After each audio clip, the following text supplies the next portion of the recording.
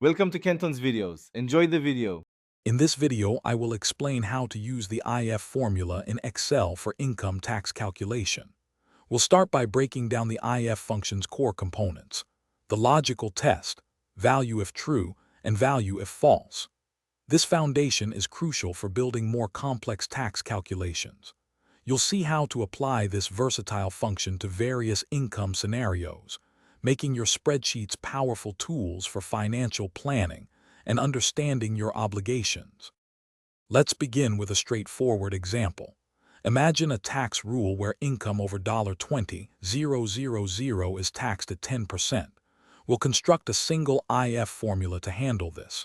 If your income is in cell A2, the formula might look like equals if A2 20,000, A2-20,000 asterisk 0, 10, 0.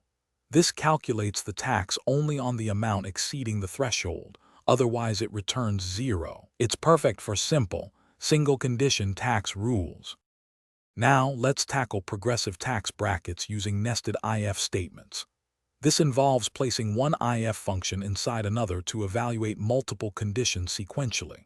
For example, if income up to $10,000 is 5%, and income from $10,001 to $30,000 is 15%, you'd start with the highest bracket or lowest, ensuring each condition is met. This method allows for precise calculations across several income tiers, reflecting real-world tax structures.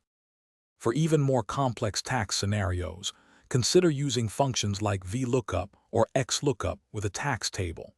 These can simplify your formulas significantly, especially when dealing with many brackets or changing rates.